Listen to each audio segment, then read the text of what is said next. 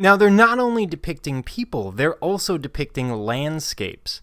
And we tend to see landscapes when people are closely tied to the land. In other words, these are sort of outdoorsy people. They're trying to bring the outdoors in for those dark days. And remember, these homes are quite dark. They're lit by oil lamp, not by modern electric lighting. Now, the frescoes from the island of Thera are some of the best preserved because it was buried under ash after a volcanic explosion.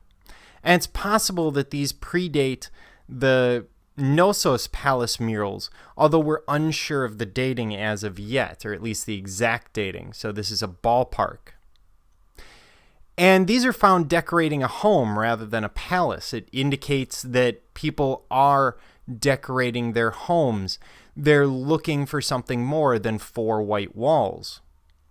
And it captures the essence of the island's landscape. And you're looking at that and going, unless they live in some Dr. Seuss book, there's no way that that captures the island's landscape. But it's a volcanic island. So there are going to be things like this. Now, this is Yellowstone, but you get the same idea.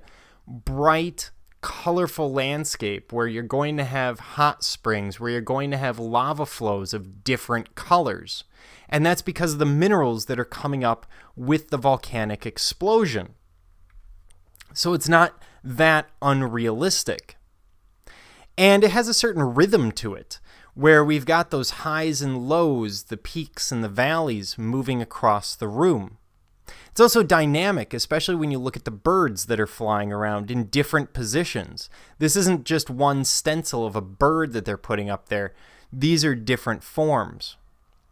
Now, we've seen this before, and we've seen this, for example, in Egypt, in Nebalm's tomb, especially in the hunting scene with Nebal, where we have animals actually moving around. So there may be some influence back and forth between the Minoans and the Egyptians. And actually, there are 13th dynasty tombs in Egypt with clearly Minoan frescoes painted in them.